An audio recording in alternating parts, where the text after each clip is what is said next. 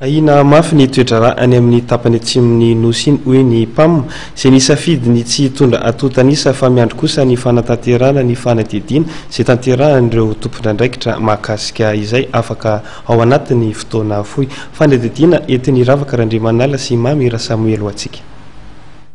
Distrika enina avy amin'ireo faritra telo Androy, Atsimo Andrefana ary Anosy amin'ny tapany atsimon'ny nosy iny no ahinany ny mety isiny tsy fanjari-tsakafo na mosarena araka ny nambarany tompon'andraikitra nitetika eo anivon'ny PAM androany.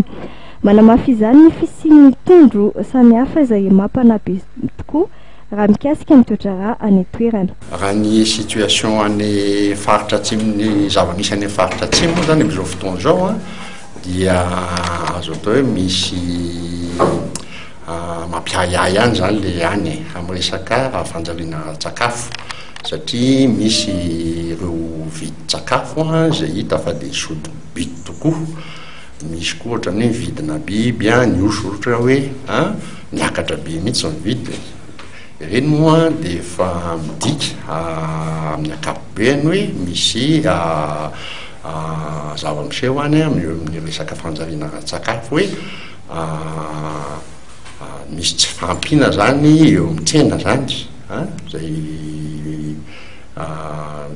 avy amin'ny tsy fahampiny ny vokatra niakatra na tonga an'io moa zany ny tsy fahampiny ny orana tamin'ny fetim-boan'ny taopambolena 2024 iny.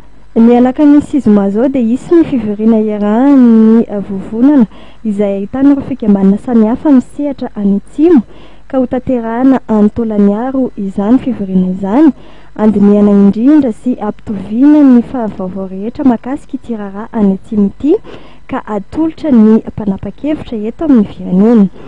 Ankoatra io dia isy ihany koa ny fanadihadiana ataon'ny cluster nutrition anatin'ny fotoana fohy mikasika ity raharaha mahakasika ny tsy fanjari-tsakafo any atsimo ity.